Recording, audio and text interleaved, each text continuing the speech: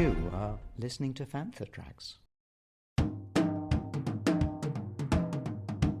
He's waiting. Classic Star Wars and the collectibles they gave us. From vintage Star Wars to the modern era of the saga. This is Collecting Tracks.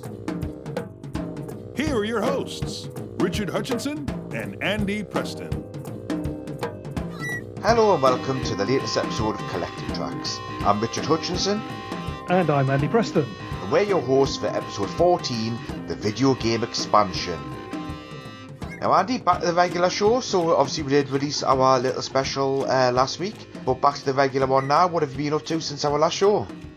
Yeah, not a lot in the last week, but certainly since the last full show that we did.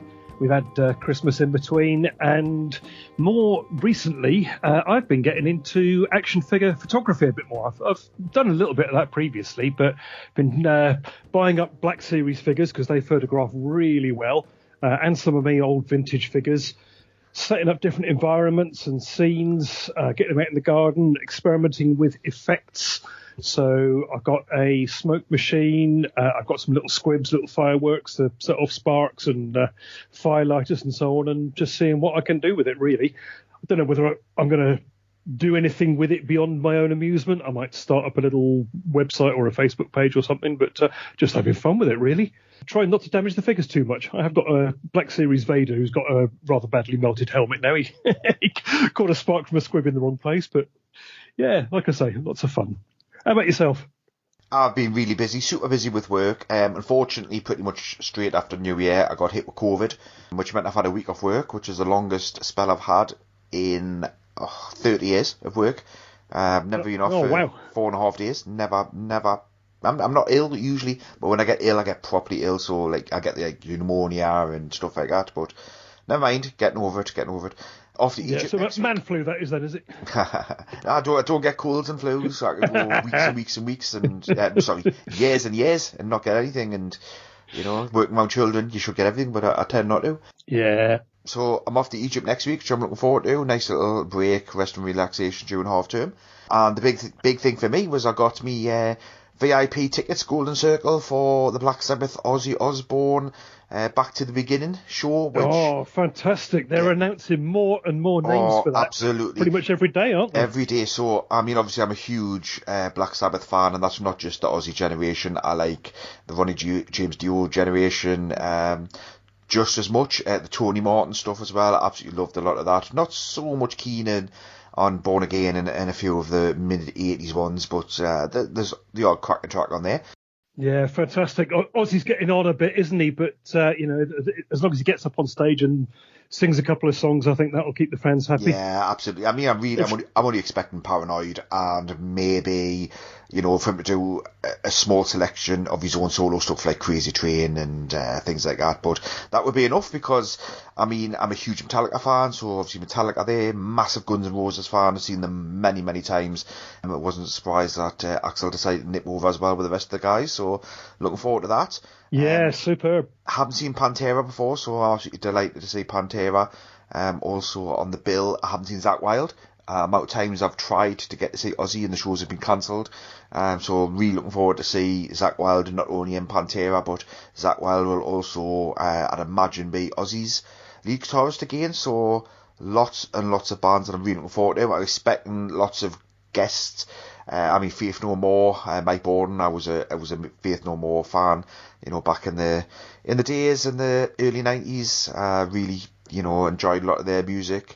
I wouldn't surprise me if the likes of Brian May appeared. He's a huge friend of Tony Iommi, so it wouldn't surprise me if Brian May popped up, to do a few numbers. But it does remind me of the Freddie Mercury tribute concert, actually, except obviously Ozzy's still around. Yeah, absolutely. Lovely. Yeah, that's exactly what it reminds me of. So, I'm more than happy with, the bands. There's some bands on there that I'm not as familiar with, and I should be. So, Anthrax and Slayer, I should really know more about them, but I don't, so I've got a bit of time to check out some of their stuff. But yeah, absolutely looking forward to it. So I was a bit disappointed with the tickets at first because of the price, but now I've seen them and how much they're going for and how much they went for sale in the general sales, and I've got an absolutely bargain compared to what some people are paying for the same tickets. So yeah, I'm looking forward to that. I think it is going to be one of those legendary gigs as well, isn't it? It's going to be like Live Aid. It's going to be like the Freddie Mercury concert. It's going to be one of those that you'll be able to say to your grandkids, "I was there." Absolutely. All right then, Andy. Then, so we said in our last show we're going to look at the Star Wars computer game, video game market, and I've got to say, initially I thought what we'd probably be looking at about 20 video games and maybe 10 or so bootleg items. But when we've done the research, it's just a case of wow. Oh, not half. Yeah, I asked you when we were preparing for this back along what we were going to cover. We were going to do vintage or modern. Were we going to stick to PC games or include mobile games and so on? And you said to me, let's do the lot. So fine, fantastic. I'll start doing my research. And I think I printed out 19 pages worth of text summarising all these games that have come out. And that's not including the bootlegs and the games that popped up as flash games on websites and were there for 6 months and gone again. So this is just games that were actually released for consoles or mobiles or PCs or what have you. So yeah, a lot to get through, but I'm looking forward to it. Absolutely. So we're going to go all the way back to 1982 initially.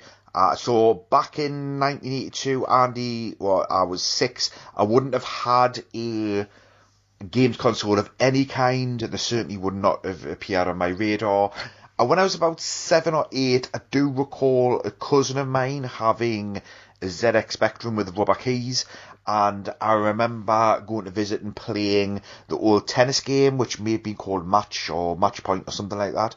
Match Point, yes. Match Point, I absolutely loved it, and looking back now, it was terrible. It was just two matchstick men hitting a full stop over a net. But then from the Christmas then on, I got the Spectrum Plus, so that would have been about 85, I'd imagine. So going back to 82, Andy, what was your introduction to computing and video gaming? Yeah, my introduction was I was going to say the Spectrum, but it wasn't actually, because we had what was called a TV game before then. So this is one that you plugged into the television, very, very basic graphics. Most of the games were simply variations on tennis. So you had two scrolling controllers. You could scroll your little icon up and down the screen, and there was a ball bouncing backwards and forwards, and you basically had to put your little icon in the way of it and send it back towards the other player. And I think there was tennis and there was squash and there was football, but they were all variations on this. The other thing that we had was a pistol that plugged into it, and you'd get a little white square bouncing around your TV screen, and you had to try and shoot this little white square and clock up points that way. So that was the very first thing that we had, and spent hours on that. Then the Spectrum, and we had Horace Goes Skiing, I remember, as one of the first ones, and Manic Miner and all those old classics. Crikey, we could have another podcast talking about the Spectrum. Not many Star Wars games back in the day I didn't have. I do remember a knockoff called 3D Star Strike, which was based on the old Star Wars coin-op, which again I loved. But as I say, not talking about bootlegs today. So let's go back to the official releases now. I didn't see this. I don't think I'd even heard of it back in the day. But apparently the very first Star Wars video game was not, as I thought, the arcade game, the Death Star Battle Shoot-'em-up, but it was actually Star Wars The Empire Strikes Back. Designed for Atari and television consoles by Parker Brothers. So this is where you're basically flying a side-scrolling snowspeeder through Hoth, trying to shoot AT-ATs and take as many of them down as you can before they reach their goal. And very similar to Defender, really, the old arcade classic. But that was the very first Star Wars video game, and it was for home use, not for the arcades. Yeah, and obviously I wasn't aware of this, and certainly when I got your Spectrum, it was all Horoscope Ski and Manic Miner and exactly the same kind of games, and Star Wars had sort of dipped out of the radar by then, so I wasn't aware of this game at all. I am more aware of it in recent years. I have played the game, and it is as bad as what you would think it would be, but I'm sure back in 1982 it was, wow, this is unbelievable. Games couldn't top this, but it is a pretty poor game. Very, very repetitive, as all games were back then. It's not that difficult to collect, that game. I've seen it on a few stalls at Echo Base or Farthest Fun, places like that. So there's certainly lots of used copies of this dotted around. Yeah, these old Atari games, they must have sold by the truckload. You do see them. You can always pick one up on eBay. In fact, if you're coming to Echo Live next month, then come and see me, because I'll probably have one or two myself. So. But what I do like is the packaging. I think the packaging is absolutely brilliant. They've done a really, really good job of advertising that. Yes, silver box. Nice Star Wars logo on there. The picture of the AT-ATs marching through the snow. Very, very tempting. You can see that on the shelf in a store and think, yeah, that looks exciting. I'll pick one of those up. Right then. So the following year, you mentioned the return of the Jedi Death Star battle. So, I mean, again, it's not one I'm familiar with. I do remember playing a Return of the Jedi game, but definitely wasn't this one. So what's this game about? Yeah, it's piloting the Millennium Falcon during the Battle of Endor and destroying the second Death Star. Again, I've not actually played this one, so beyond that, I'm not quite sure how the gameplay worked on this one. It was, again, Parker Brothers. It was, again, for Atari consoles. But, perhaps we'll skip on to one that I do know a little bit more about, which is Star Wars Jedi Arena. Again, Parker Brothers for the Atari in 1983. And this one was a top-down view. You had two little blobs that were supposed to be Jedi Knights armed with lightsabers, and the game basically was trying to deflect laser bolts that were fired from a remote, and you deflect these back at your opponent. And, that's how you score points. Very, very basic graphics, very basic game, but again, must have sold by the truckload because there's loads about on the second-hand market. And then we get the first Star Wars arcade, very imaginatively titled Star Wars The Arcade Game. So is this the arcade game that we see all those photographs of George Lucas flying around with the vector graphics that we've seen and behind-the-scenes footage and stuff? It is, and I dare say if you simply say Star Wars arcade game to anybody, certainly anybody our age, that's the one that they'll picture. So this was in all the arcades at the time, a coin-op game. You had either a stand-up one or the one that I certainly prefer, the sit-down one where you're actually in the cockpit. It's not a joystick control, it's a proper, what we describe it as, like flight yoke. Yes. And, when you're there in the arcade as a kid of 12 or 13 and you're flying this thing, you really feel like you're in the movie. It's got surround sound blasting at you from the speakers. It's got digitized lines of dialogue from the movie. It's all to do with the Death Star battle. So you're playing as Luke Skywalker, piloting his X-Wing fighter. 3 levels. The first level's up in space and you've got to shoot down TIE fighters and laser blasts coming at you. Second level, you go down to the surface of the Death Star, so you're skimming along the surface. Again, TIE fighters, laser blasts, but also gun turrets that are shooting at you. And then the third level takes you down into the Death Star trench, maneuvering along the trench, avoiding walls, avoiding TIE fighters, avoiding lasers, and ultimately getting to the end of the trench and trying to drop your proton torpedoes into the exhaust shaft there. And the more of that you do, the harder it gets. And I can't remember how many levels there are. Was it 7 levels? Something like that before you ultimately win? To be honest with you, I played it once and I thought I'd wasted 10 pence. No, fantastic game. Really enjoyed it. And Matt Fox had one in his May the Toys Be With You exhibit when I went down to see that in Torquay. So I had a good few goes on that. Nice bit of nostalgia there. I was never particularly good at it, but so much fun. And that game, of course, went out onto consoles and PC and home computers. I think it was on just about every system that was available back in the 80s. So very, very widely available. And widely copied as well. I mentioned 3D Star Strike, which was a bootleg for the Spectrum, and there were others as well. So, just lots and lots of fun. Now, the next game is certainly one that I've got fond memories on.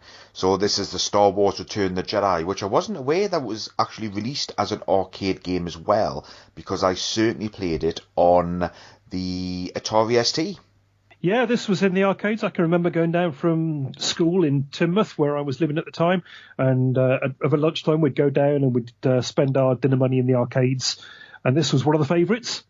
Do you want to tell us a bit about the gameplay, Absolutely. Rich? So, there was 2 levels pretty much on this, and it was very, very repetitive, and it just went round and round. So the first level, you were on a speeder bike, and you were avoiding I think there were 2 speeder bikes chasing you, and it was a scrolling game, but it was on a diagonal. So even though it's very basic, it was something different. So that I liked about the fact it was a diagonal scroll. And I do remember you had to fly through tree trunks, which for some reason were hollow. And if you didn't get it quite right, sometimes the game would snap to grid. So you'd snap to the bit you needed to be and go straight through the log, and the chasing speeder bikes would crash. Or sometimes you had lined it up perfectly, but it would snap out of the grid, and then you would crash into the tree trunk. So there were these little odd glitches with it. Yeah, that's what usually happened to me. But then you'd get to the end, and you know there'd be a little minor Ewok celebration with some music, and then you'd be piloting the Falcon, and you would have another scrolling game where you'd fly down the Death Star. You were chased by a couple of TIE fighters. You'd have to blow the Death Star up, reverse, and I remember the band of fire that would chase you as you were coming back out of the Death Star, and escape, bang, blow the Death Star up, and then it restarted again. Now, I've got a funny story to tell you. Yeah, wasn't just before you do, wasn't there another level where you're Chewie in an ATST walker? Very, very similar to the speeder bike. I think it used a lot of the same backgrounds, but I think you were in an ATST and you had to shoot other ATSTs as you're going up again along the diagonal scroller. I really don't remember that, but yeah, I don't. I honestly thought it was just speeder bikes, the Death Star speeder bikes, but you could be right. It was a long time ago. Anyway, I interrupted you. What's your funny story? A friend of mine, very, very good friend, we would be, together every day, if not 5 days a week. And he, what we now know, has OCD. Back then, OCD didn't exist, and we just thought he was very odd. He had, and it took him a long time, because when you get a computer game and it has a high score table, and like the top score is always like 999, like virtually impossible to get without some serious gameplay. So for a long, long time, he'd been playing this game because it was his game, and we'd go around to his house, and he was the one who had, all the latest. We might have 1 or 2 computer games. He'd have 15. And he managed to get his name in the position of top 10. And it just said his initials and all his scores. So he was so proud to show me that day. He was like, look what I've done, look what I've done. And I was like, wow. And so I played the game. And I came third. I knocked all of his names down from position 3 downwards. So my initials were in position 3, and he could not cope with that. He was quite angry, emotionally upset, thinking, how on earth, it's took him so long to do that, how on earth is he going to get another 8 scores above my 3rd score? And I still remember this to that day. Yeah. Brilliant. So that's the last time that you were invited to play games round at his house then. Oh, love it. Hi, this is Brian Hickey, and you're listening to Fantha Tracks. We've had Star Wars, the arcade game. We've had Return of the Jedi, the arcade game, which, of course, as you say, went on all the home platforms as well. Curious that it was all released in this order, because the next one was The Empire Strikes Back, which came into the arcades as a conversion kit for the original Star Wars arcade game. So it was basically another board that you put into the machine. I think they did sell or provide new stickers to go on the cabinet. So, looked new, looked like The Empire Strikes Back, but essentially the same hardware inside. And this was a game where you were flying the snowspeeder in the Battle of Hoth, taking down AT-AT walkers, and then if you got through that phase, then you're on to the Millennium Falcon, Han Solo, flying the Falcon through the asteroid field. Don't remember that one so well. I don't think that one came to our town. Either that or by 1985 I'd moved on to other things. But again, that one came out on home platforms.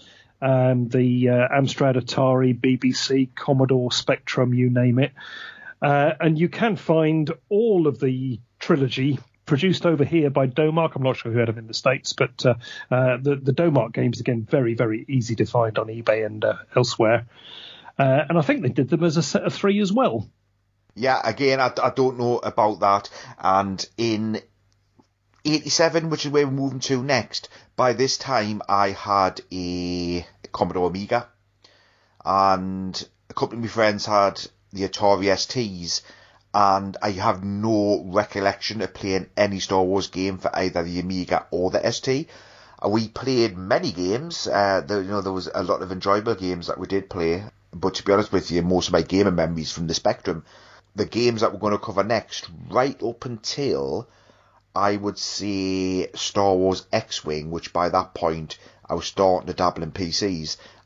This whole period of 87 to 92 has just completely escaped me.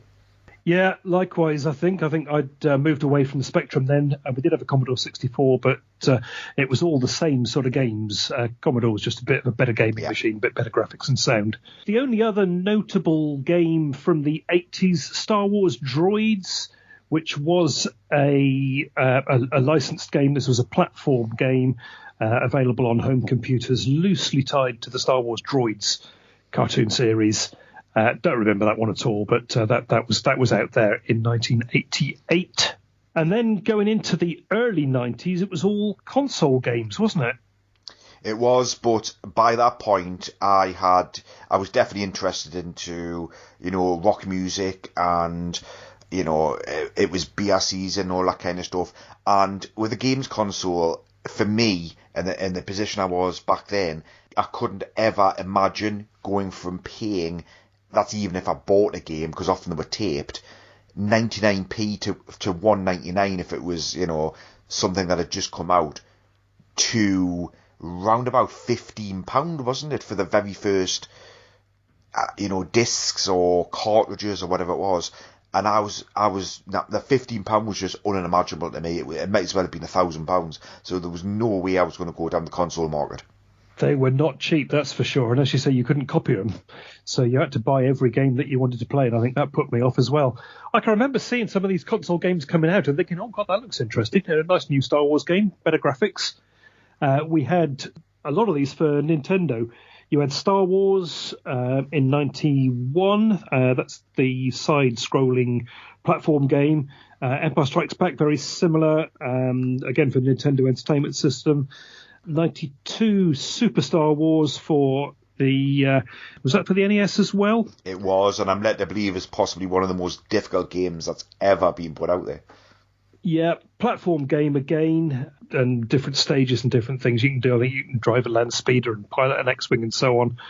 But they completely passed me by other than sort of being aware and seeing the reviews in the computer magazines and thinking, yeah, that looks all right. However, by 1993, I wouldn't have.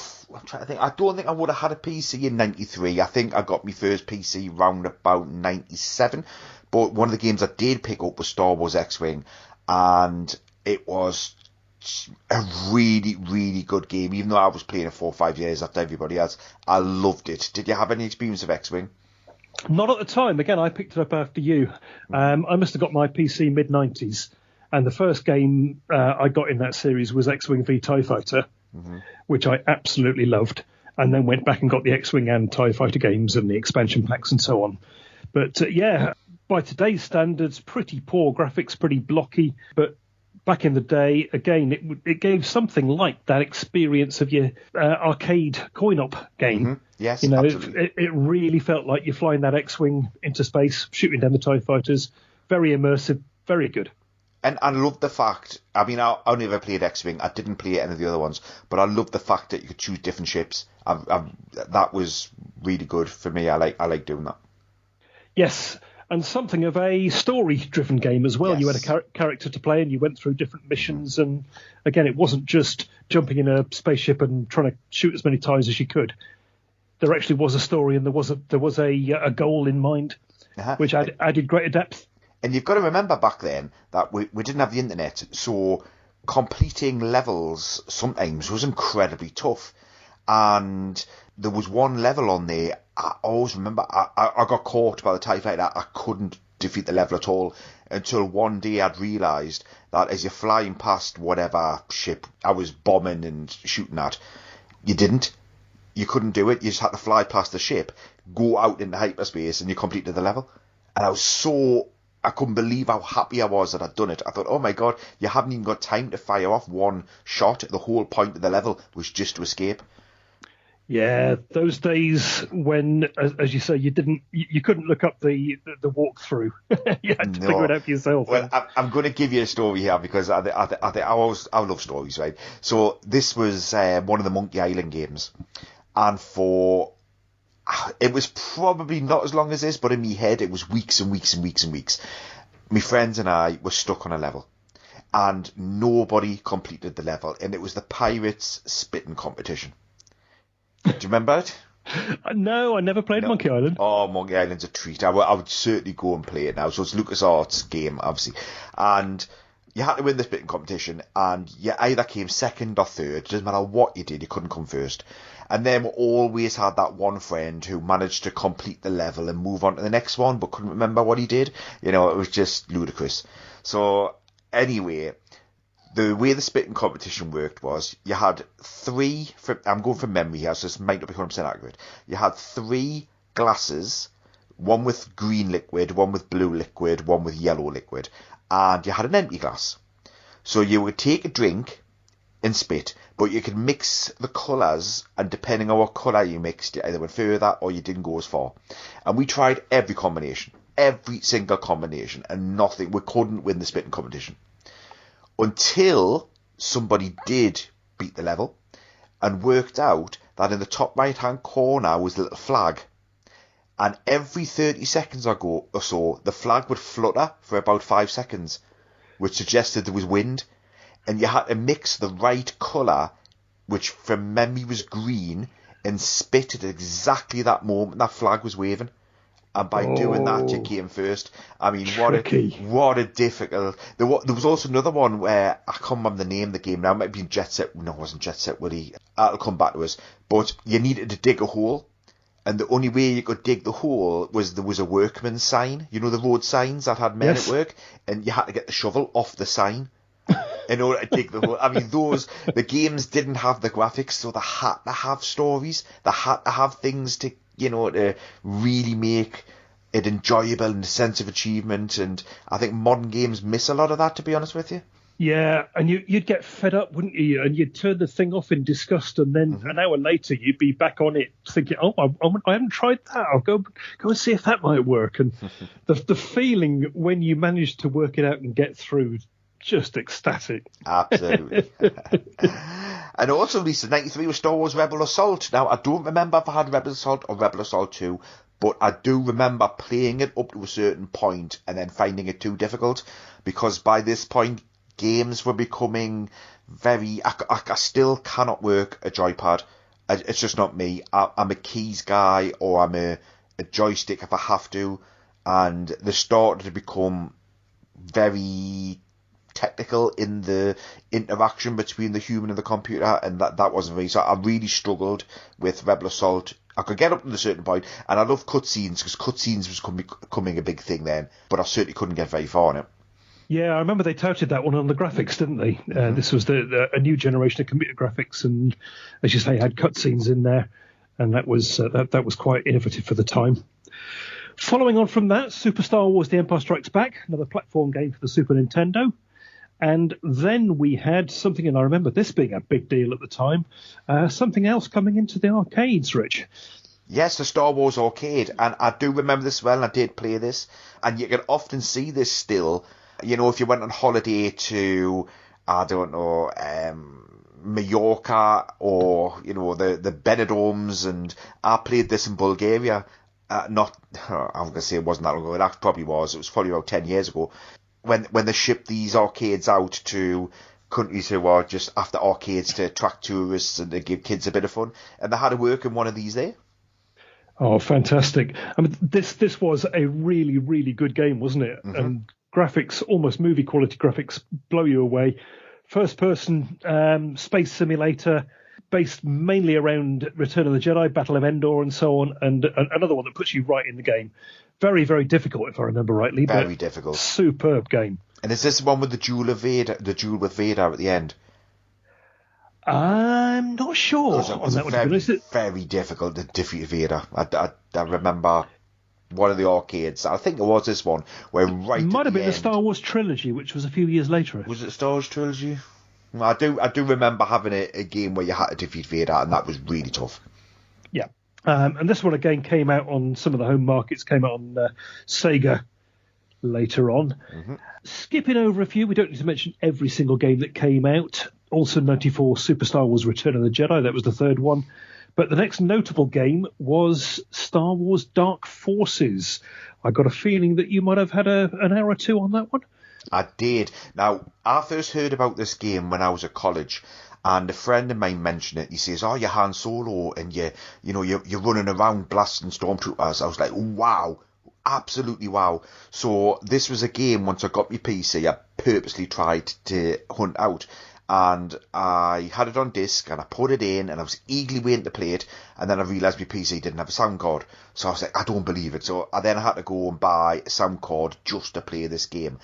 And to be honest with you, I downloaded an emulator not that long ago, maybe about 8 years ago, to purposely play this game on my laptop, because it's still to this day, and I totally get why others would completely disagree with me, but I honestly think this was the greatest game that has ever been out for the impact it had on me.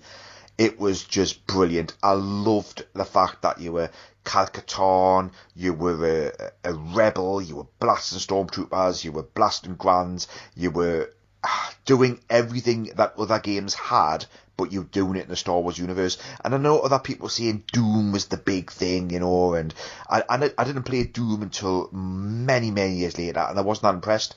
But then I thought, hold on a second, if I had been playing Doom in the mid-90s, I probably would have been shouting about how high quality it was.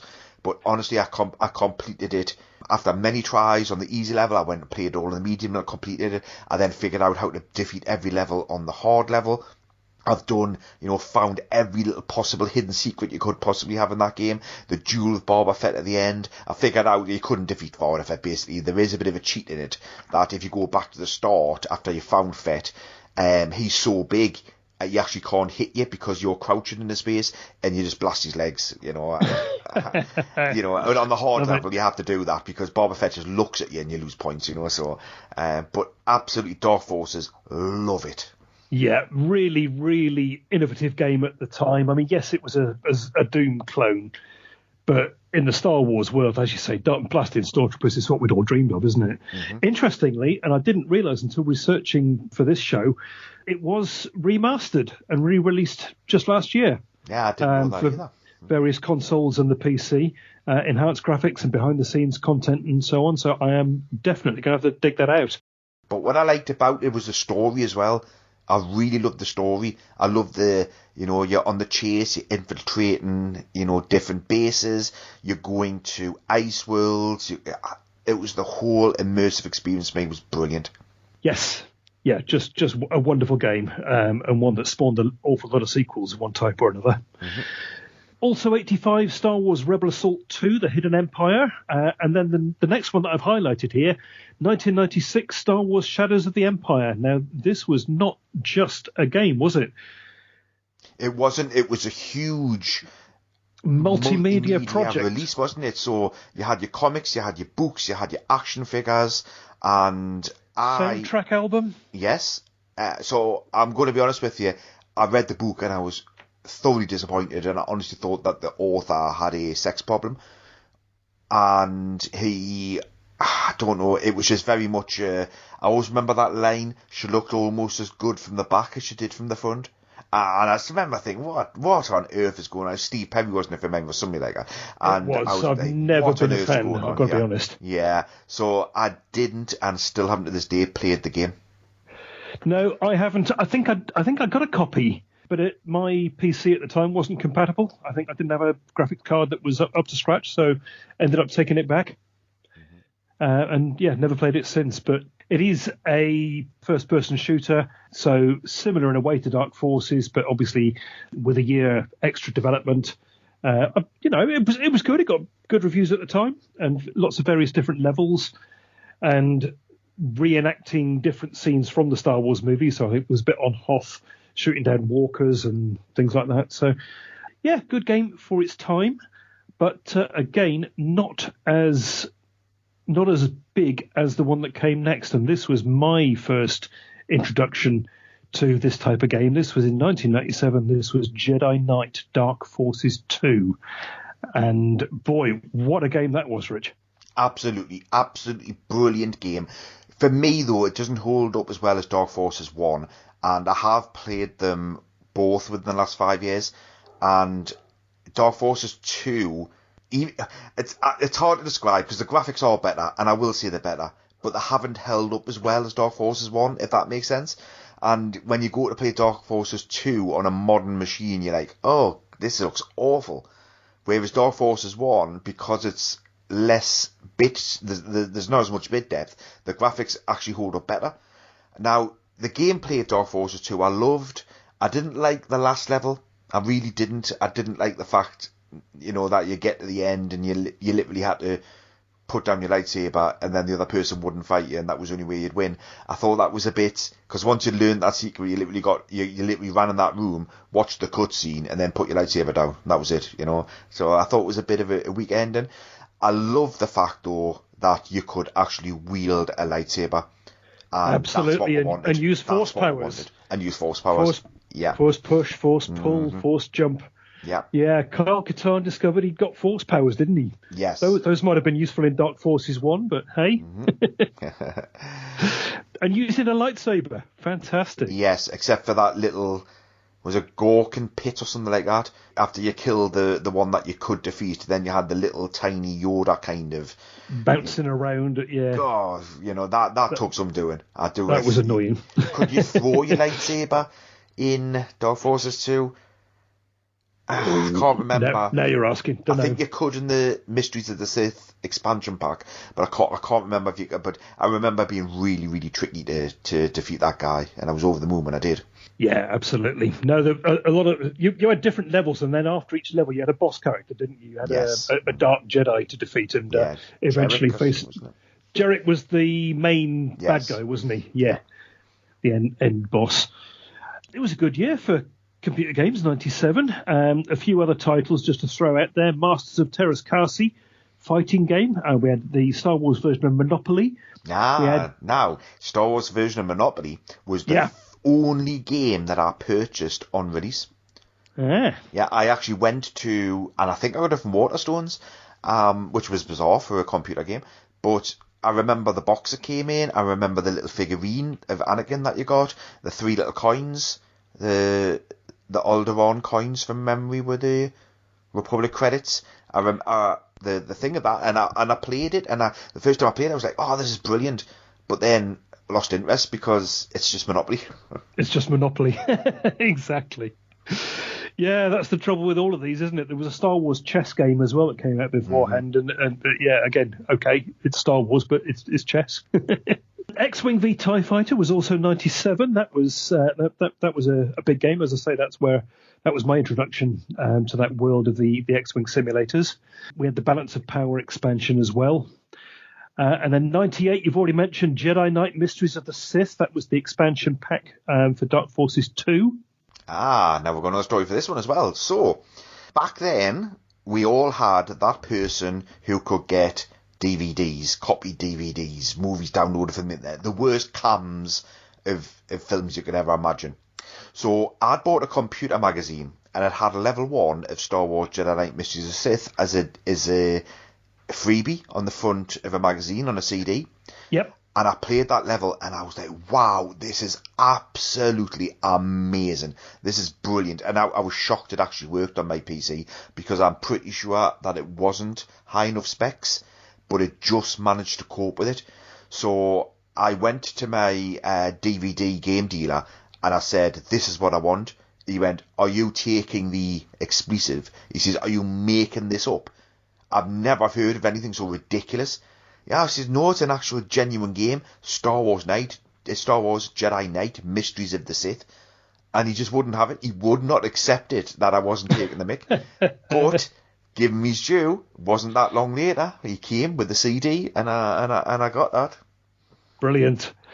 What was nice about that one is that it tied into a lot of the EU novels, didn't it? Which I know is a big favourite of yours. So there were characters from the Thrawn trilogy. You had Mara Jade in there. You had the Nogri to battle. You had various other characters, and that was good. That was a nice little tie-in. Mm-hmm. A few other games in '98. There was another arcade game, Star Wars Trilogy Arcade, from Sega. 4 levels, Battles of Yavin, Hoth, Endor, Moon, and Endor Death Star. Behind the Magic, also '98. Not a game as such, but that was a look at the original trilogy. Lots of features, lots of behind-the-scenes stuff, sound effects, little clips. And I remember that was quite a big deal at the time. It was. I also want to give a brief mention to Star Wars Rebellion as well. So Star Wars Rebellion, which was called Supremacy in the UK, that was panned before it even came out. It was absolutely panned. And they were saying it was the most boring game that you could possibly play. So I bought it, and I'm going to show people that this is not boring. I'm going to love this game. And I remember playing it the first time, and I was like, right, there's a lot to learn here. There is a lot. And I started playing it, and I was so determined to prove that it wasn't boring because I'm a massive Star Wars fan. And I give up because it was boring. I think I had exactly the same experience, Rich, and I think I bought that one expecting great things, but it was a Command & Conquer clone, wasn't it? Yes, but it was a very poor Command & Conquer clone. Mm. Yeah, it was. Red Alert blew that out of the water. Absolutely blew it out of it. Yeah. Oh, yeah, they knew what they were doing with those series. For everything in one location, daily news, reviews, interviews, podcasts, video, and social media feeds, bookmark FanthaTracks.com for Star Wars news 24/7, 365.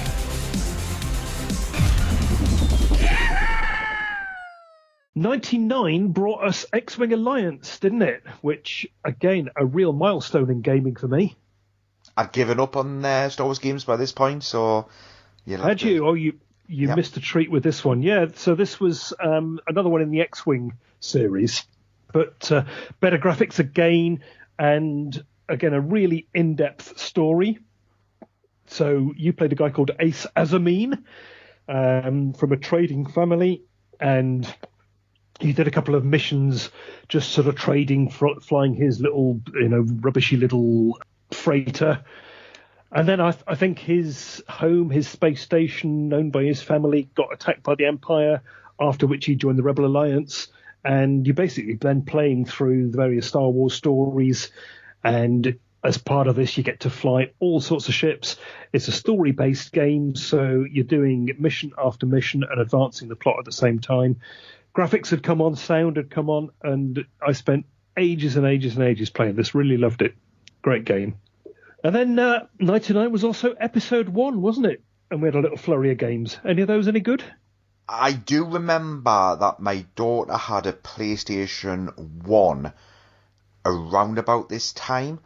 It wasn't brand new. It was a second-hand one that we'd either bought in a car boot fair or something like that. And it came with a few games, and one of them was an episode 1 kind of game. I don't recall which one it was. It didn't follow the movie storyline, so it couldn't have been episode 1 itself. I wasn't that impressed, to be honest with you. It wasn't as good as the Harry Potter game that I remember came along with the bunch of games that we got. So I didn't really get into episode 1 stuff. More so Attack the Clones than I did the Phantom Menace things. Yeah, there were a few Phantom Menace games. So there was the game of the movie, which was an adventure game. Various others, Gungan Frontier and a Pit Droid game. But I think the highlight was Episode 1 Racer, which was a racing game based on the pod races. And I can remember that one getting some good reviews at the time and getting quite a bit of gameplay. That was, as I say, that's probably the highlight. And we then move into the 2000s, and again, a decent range of games coming through. Nothing really to shout about, though, from this little list that we're going through. Star Wars Force Commander, possibly one of the ones that's worth mentioning, another real-time strategy game, another one similar to Command & Conquer Red Alert. I think that was a bit better than the Supremacy game. But again, I'm sure I had it. I don't really remember that much about it, which probably tells you what you need to know.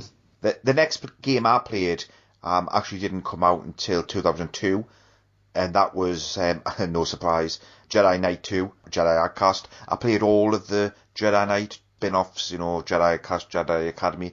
I enjoyed them all, but nothing touched Dark Forces. Yes, no, loved all those, all the Jedi Knight games. We've just skipped over a few. I mean, there's lots of different Episode 1 games, Star Wars Starfighter, Super Bombad Racing, Galactic Battlegrounds. We had Rogue Squadron 2 coming out. We had Star Wars Bounty Hunter, none of which really made much of an impression. But Jedi Outcast, Jedi Knight 2 was, again, the next one that really appealed to me. And then in 2003, went into a whole other universe, didn't we? Star Wars Galaxies. Did you come across that one at all? No, I didn't. Was this one? Yes, it was. It was the massively multi-online role-playing game, wasn't it? I still, to this day, have a thing where I do not like playing with other people online. I'd much prefer the standalone play your own kind of thing, your own level against CG created characters, I'm just not somebody who really enjoyed those. I didn't enjoy Knights of the Old Republic. I mean, I appreciate them what they are, and I thought the graphics were great, but I just didn't like playing those kind of games. Yeah, no, I've never jumped into one of those. I can remember it being popular at the time. Didn't last all that long. It was 2003 until 2011, so 8 years. That was running and had a fairly decent player base during that time, I think. But the next one on the list is a bit of a classic, and this has gone on and on with lots and lots of expansions, and this is Knights of the Old Republic. I have played it. Like I say, I did play Knights of the Old Republic because I had a lot of friends who raved about it, and I knew how big it was. Obviously the whole World of Warcraft, all that kind of stuff. I understood how big these games are. And I played Knights of the Old Republic, and I thought, it is interesting, but give me a Dark Forces, a Jedi Knight kind of game any day of the week. I actually preferred the Old Republic nods in the Jedi. I think it was the Jedi Academy game. I preferred that than I actually did playing that game, and I probably only played it for a few weeks and gave up.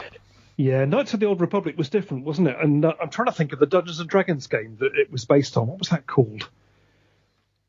Not aware, no. No, there was one where you put your party together and you go adventuring, and you level up your characters and so on. Yeah, see, it's like a World of Warcraft kind of thing, but I was playing, like RuneScape and things like that more so at those times. Yeah, I just didn't really buy into this. And also, you've got to remember, it was a lot of the internet back then, you paid per minute. Yes. It wasn't a case of, it was you pay a set fee each month and you had unlimited internet. You would have to, dial up and use a connection and cost, and your phones were unplugged. Yeah. Yes, you're right. Which also put me off, if I remember rightly. 2003, we also had another Jedi Knight game, Jedi Academy. Not the longest game in the world, but quite a good one. Rogue Squadron 3, Rebel Strike. But the next biggie came in 2004, and that was Star Wars Battlefront. That was a first-person shooter. It was a multiplayer game, but you could also play offline. Was there a story mode in that one? This was the very first Battlefront, wasn't it? Which I don't think Yes. I really jumped into. I didn't get into Battlefront until it must have been around about 2013, 14. Brilliant game. Absolutely loved it. Really reignited my passion for Star Wars gaming again. It was a very loose story mode. It was very much a case of, just try and defeat as many, enemies as you could to get the level. And I think from memory, there may have only been about 8 different settings and 8 different scenarios. But you could change your character, you could make it more difficult. I love Battlefront. I really did. I didn't play it online ever because I had a friend who we used to play, what was it? It was something like Red Alert, but it was much more advanced than that. And he was actually really good at it, and he went online and he got absolutely annihilated, and people were sending him messages, saying, get yourself back to, the novice levels and all this kind of stuff. And I thought, look, if he's getting annihilated online like that, and he was 20,000 times better than me, I'm just not going to bother going online because it'll just suck all the enjoyment out of it. So I played Battlefront a lot until Battlefront 2 came out. But Battlefront, was really groundbreaking for me as well. Yes, absolutely. 2005, we had a couple of notable games. We had Republic Commando, which was another first-person shooter. Not brilliant, if I remember right. I disagree with that. You see, I absolutely loved Republic Commando. I really enjoyed it. I completed it. It was another one that I took immense pride in that. But I think I also played that game with my son because I think you could have 2 controllers on that one. And we really, really enjoyed it. And yeah, I liked the whole clone troopers because you were actually playing what would become the stormtroopers. I saw it from that point of view, and I really enjoyed it. Yes, and the innovative thing there was playing as part of a squad, wasn't it? Mm-hmm. Yeah. We also had Lego Star Wars, the video game. That was the very first Star Wars Lego game. Obviously, Lego toys had been around for a little while, but that launched a huge range of follow-up games and TV shows and all sorts. Lots of fun. Didn't take itself too seriously. Obviously, not a canon game, but that was enjoyable. I can remember playing that and having some fun with it back in the day. Not for me. My son loved it. He absolutely did, and I do remember there's a dance floor. And he used to love it when you played the jukebox and it would play the Cantina music and the Gamorrean god would start dancing. And he was only 4 or something at the time, but he absolutely loved Lego Star Wars. So I do have happy memories of him introducing Star Wars, thinking, he's going to be like a Star Wars fan like me. He's going to have all the same experiences I had. It didn't last much longer than Lego Star Wars, to be honest with you. Yeah. Also that year, Episode 3, Revenge of the Sith, which again was an adventure game. Other notable ones, we had Battlefront 2, expansion pack for the original Battlefront. It wasn't an expansion pack. It was a whole new game. It was absolutely brilliant. Awesome game. I had so much fun playing Battlefront 2. They had your different time periods. Your Camino level, remember with all that rain? It was just brilliant. Loved it. Fair enough. I think I'm thinking of the later Battlefront games, the ones by DICE. Ah, yes, yeah. Moving on, Star Wars Empire at War. That was 2006. That was another real-time strategy game. Lego Star Wars 2, various other bits and pieces. Battlefront Renegade Squadron, which was just for PSP. But probably the next game that was, a real big deal was The Force Unleashed, 2008. Did you see that one? I did play it, and I did enjoy it. But what put me off that game was the novel. Now, that might sound odd, right? But that novel was probably the worst of the worst Star Wars novels I've ever read in my life. I hated the fact that this character, who was virtually a nobody, was stronger on the Force than Darth Vader. Yeah, I mean that was part of the game mechanics, wasn't it? And I don't know where it stood in canon. I don't think it was sort of Star Wars canon. I think the book was basically a tie-in with the game, wasn't it? I don't know whether it fit in with the main story, but it won't now. No, it'll be an old Legends, but I don't know. With it being a computer game, does it? I don't know, but I just that novel ruined the game for us. Yeah, but yes, the character Starkiller, an apprentice to Vader, and you played him, and he went through various adventures, and as you say, faced off against Vader at the end. Big deal at the time. Got a lot of good reviews, a lot of interaction with the fans. Going on, we had 2009, the next year, we had The Force Unleashed Ultimate Sith Edition, which was a bit better and a bit bigger. Nothing remarkable. 2010, we had Force Unleashed 2. We had Lego Star Wars, another one in 2011. Star Wars The Old Republic, another massively multiplayer online role-playing game. So obviously in the Old Republic era.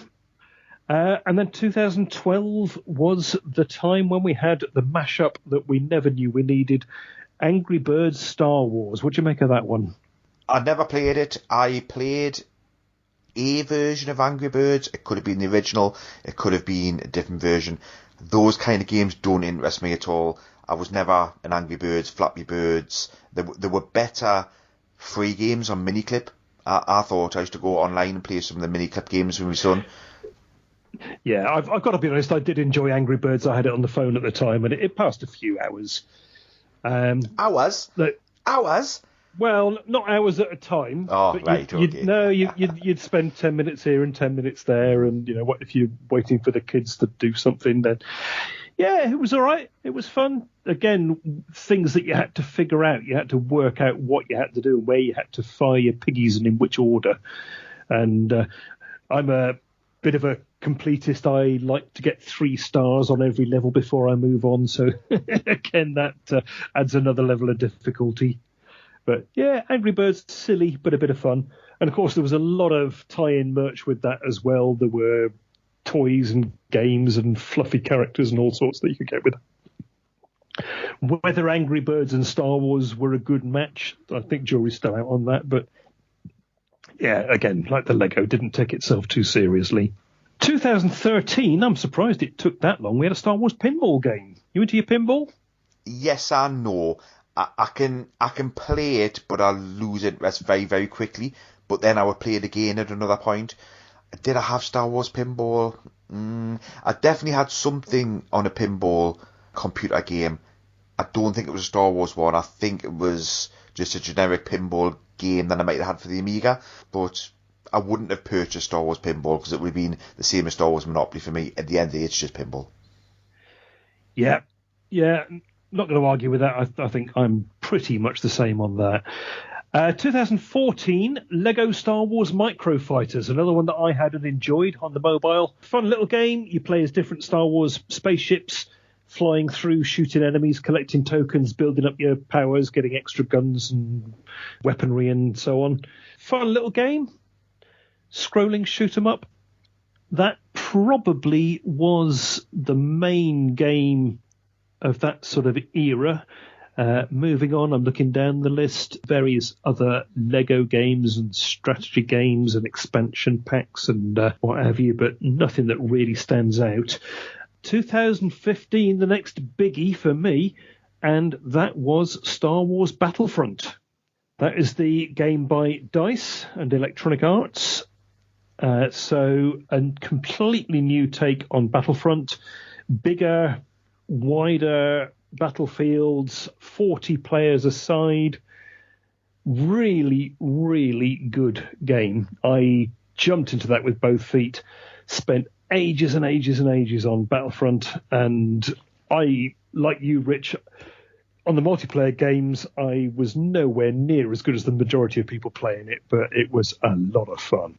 Well, at this point, I think my son had a PS3 or 4, one of the two, and I bought that, so I paid the 35, whatever pound it was, thinking, right, we're going to sit down and play this together. Graphics, I was blown away. Absolutely brilliant. Yes.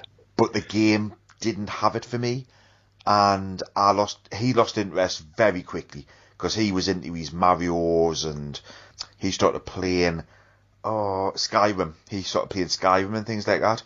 So he was really into his, Lord of the Rings kind of fantasy worlds. And I tried to play Star Wars Battlefront, trying to recapture some of the initial Battlefront feelings that I had. And then I realised, this isn't as good as getting towards a late 20s computer gamer. It just wasn't for me, and it didn't have that wow factor, but I did appreciate it from the graphics point of view. Yeah, no, graphics were fantastic, and as a single player game, it didn't really cut it. It was just waves of stormtroopers coming at you, and you just have to mow them down one by one. Mm-hmm. And there was no story campaign, no objective to get to. It was just, try out different levels with computer generated characters to fight. And it was as a multiplayer game that it really did come into its own. Yeah. Is this the one that, like, Luke and Vader would suddenly spawn in the middle of nowhere? Yes. Yes. Mm-hmm.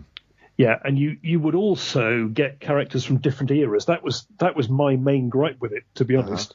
You could have a prequel character battling with a sequel character. So you could have Kylo Ren facing off against Darth Maul. And that didn't quite sit right with me, because you're playing on maps that are based on a particular time period. So you might be on Hoth during The Empire Strikes Back, or you might be on Naboo during Phantom Menace. And then to have characters from Force Awakens or Empire Strikes Back turning up in The Phantom Menace just did not seem right to me. Takes you a bit out of the game, out of the, in quotes, reality. But it was fun. Oh, the other thing you could have Anakin Skywalker and Darth Vader fighting each other. That was interesting. 2016, the one to highlight there is Star Wars Trials on Tatooine. This was a virtual reality game, and I got a feeling that ILM X Lab had that at Star Wars Celebration at the Excel Centre 2016, didn't they? Did you? I know you were there. Did you go and have a go on that? I did. So if that's the game that they had, I definitely played that game. I wasn't really blown away by it, to be honest with you. I came out of it and thought, yep, it's a good experience. I remember talking to the guys about how much it was going to cost to purchase, and it was something like, you need a PC that's at least $5,000, and you'd have to spend at least that again on the hardware. And I thought, you know what, it was fun, but it wasn't something that would hook us. It certainly didn't have the impact that another virtual reality game had on me, the one that toured Britain and then went to the States, which we'll talk about later. But Trials of Tatooine, I did find it a little bit clunky, a little bit as if it was unfinished, to be honest with you, as if the technology wasn't quite there. That's how I felt about it. Yeah, I can remember wanting to have a go, but every time I rocked up, the queue was too long, so I went off and did something else instead. 2017, we had Battlefront 2, the sequel, and a lot more content, a lot more characters, really immersive, really good. But we've talked about Battlefront already, so it really was more of the same. Hi, this is Ashley Eckstein, and you're listening to Fantha Tracks. 2018, nothing. Did they actually not release anything in 2018? Doesn't look like it. Well, there was a lot of politics going on, wasn't there? A lot of games got cancelled, a lot of big projects announced that were delayed, so... a lot of turmoil, wasn't there, around LucasArts and the future of computer games. There was, that's true. 2019, though, came back with a bit of a bang, didn't it? We had Star Wars Jedi Fallen Order, which it's not a sequel to the Dark Forces line, but it feels a bit like it. First-person shooter, really, really good graphics. You're playing a guy called Cal Kestis, who's a Jedi Padawan, survived Order 66, and he's being hunted down by Inquisitors, and he's off to save himself. And was it a Jedi Holocron you were trying to find in that one? Never played the game, because by this point I think I got the point where PCs for gaming was running into the four figures, and I just thought, you know what, I can't justify this. My son had a PlayStation 4, and it just didn't seem right me buying a PC at that price to play one computer game. Yeah, no, that's fair enough. I happened to have a PC that was up to speed with this one, so had that, enjoyed it, but I got to a level where we're going back to spending an awful lot of time on levels trying to find the way out, or trying to find the key or whatever, and I got to this level that I just could not find the exit from. And like you, I don't like going online and having a look through the walkthrough. That's too easy. But I looked around and around and around, could not find the exit to this blooming level, and gave up with it. That was the end of my experience with Fallen Order. Was there not a door? Well, there must have been somewhere. Must have been some way out, but blimey, I couldn't find it. Now, the next game that I briefly mentioned just before was Vader Immortal. So I don't know if you had a chance to experience that. No, I've not played any virtual reality games. This was brilliant. So I went to London Excel to see some Star Wars exhibition about costumes and props and things. I took my daughter and we both went to play this, which was at the I want to say it was at the Trafford Centre or somewhere like that. And it was £25 for about 15 minutes, which, is very expensive. But I'm so glad that I did it. Because this blew the previous VR out of the water. You would sit down on a bench and it would shake, but you were actually on imagine a helicopter, something like that. So You were fully immersed in that. And, you wielded weapons and you were dueling with Vader and you were dodging bullets, and it was brilliant. It was really good. The quality of the game had jumped leaps and bounds since the previous VR. I was so impressed with it. Fantastic. And you're following Darth Vader, aren't you? Mm-hmm. In that one. Also released for home consoles, so that's available for the Oculus Quest and PlayStation VR. Love to have a go at that sometime. That does sound really good from how you've described it. 2020, Star Wars Squadrons. This was a multiplayer game very similar to Battlefront, but with spaceships. So there's I think there is a story mode with this one, but also a large-scale multiplayer space-based combat. Another VR, Tales from Galaxy's Edge, obviously tying in with Batuu on Disney. Don't know too much about that one. And also in 2020, this is a little bit interesting, Star Wars Journey to Batuu, a downloadable content pack for The Sims. Did you ever play The Sims? I didn't know. I may have tried it from memory, or one of my kids did, but it didn't last very long. No, I wasn't The Sims. I just didn't grab me. I much preferred Populous, and things like that at the time. Yeah, but my wife enjoys things like that, but again, I've never really taken to it. I prefer games with a bit more action. Yeah. Bit more happening in them. But this was a content pack. So you're in the world of Batuu. You've got various characters and locations from Star Wars and from Galaxy's Edge, and quests and other bits and pieces popping up from Star Wars. So, that sounds interesting. 2021 brought us a couple more virtual reality games. Tales from Galaxy's Edge Last Call, that was an update to the previous one. And then Star Wars Pinball virtual reality. I don't quite know how pinball works in virtual reality. No, I can see how it would work in augmented reality, but virtual reality seems a strange one. I mean, what are you? The ball or a flipper? Yeah, it just sounds strange, doesn't it? Yeah, no idea. Don't know. We got quite a big Lego game that year, Lego Star Wars The Skywalker Saga, which followed through all 9 films. It was much more of an open world game, so you could start from the hub and explore pretty much anywhere you wanted to, and you'd have random encounters, and you can join in or not as you want to. 5 missions for each film, total of 45 levels, so really big scale game. Not one that I've played, but I've heard good things about it. And then Star Wars Jedi Survivor, which was the follow-up to Fallen Order, following Cal Kestis' story again. Not played this one, but this has got a very good rep. Excellent graphics, excellent gameplay, very immersive, and that's one that I would like to have a go at. It's just finding the time these days. Crikey. Having the time to play video games, that would be a luxury. Absolutely. And that almost brings us up to date. 2024, last year. So a lot of going back and having a look and seeing what we can redo in 2024.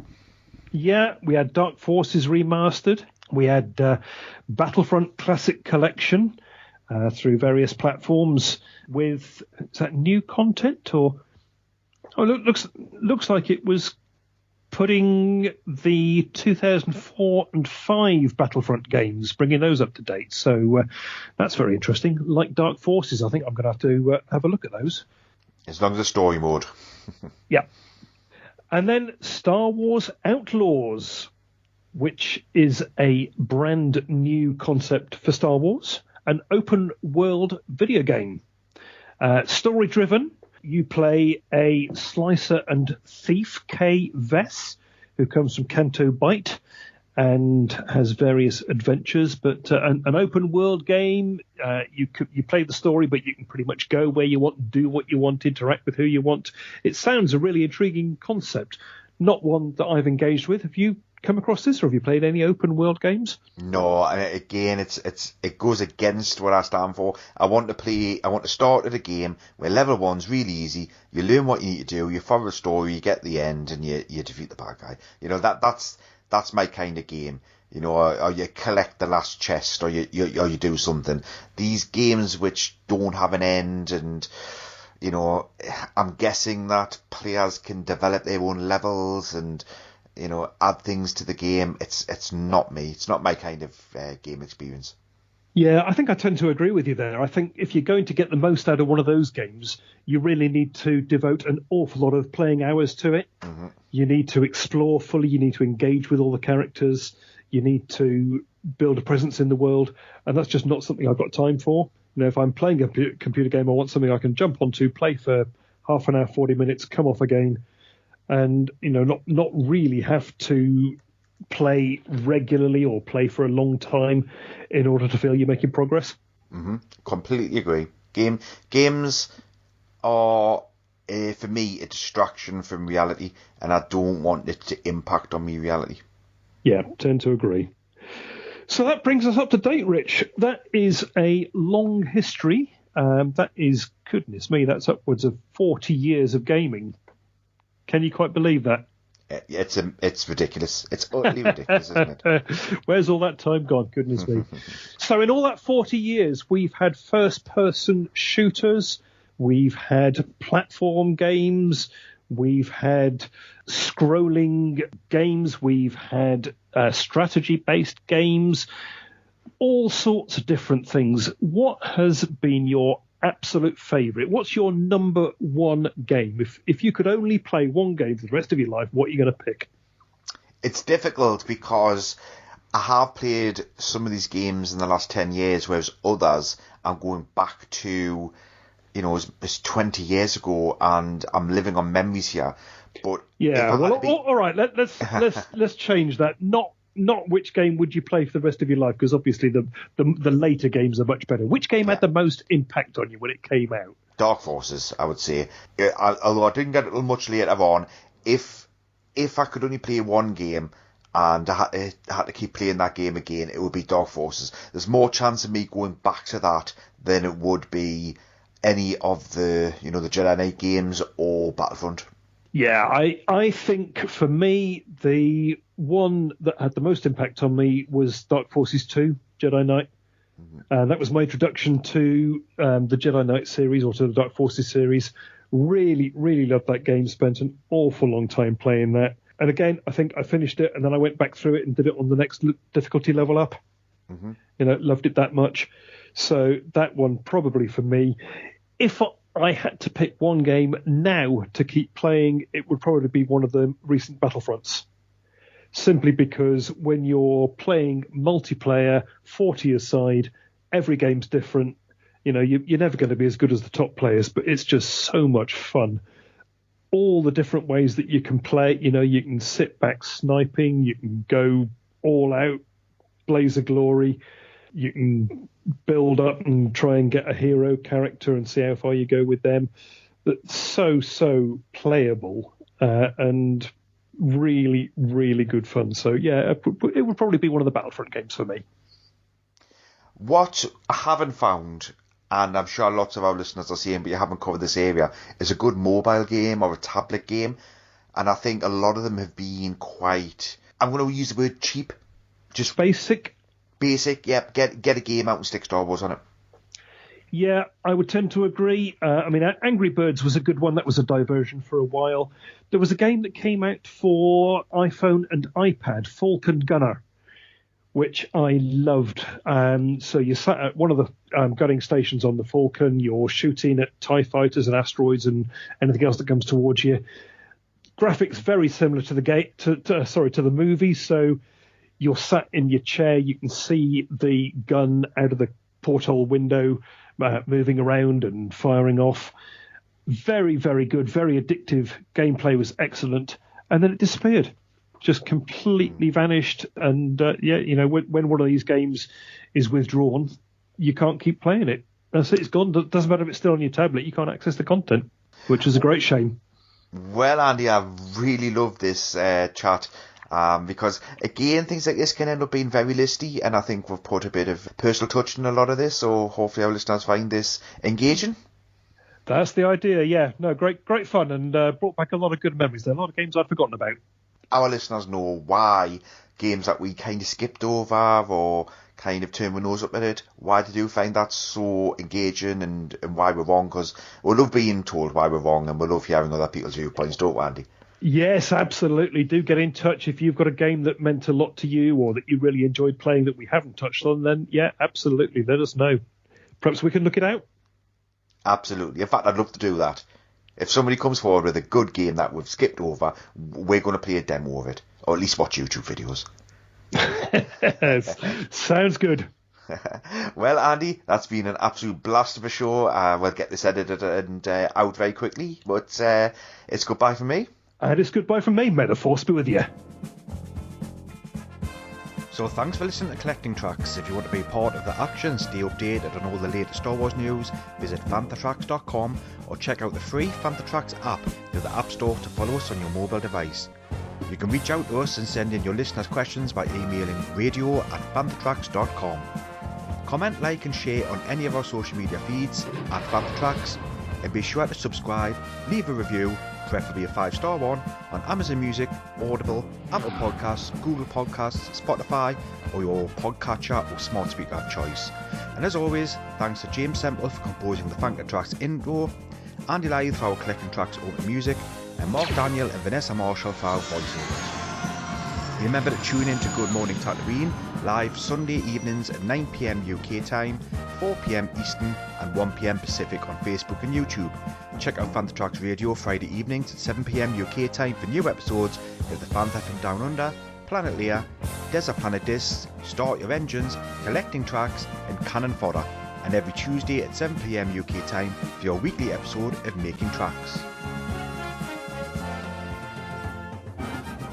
Coming up next on Fantha Tracks Radio, it's Making Tracks.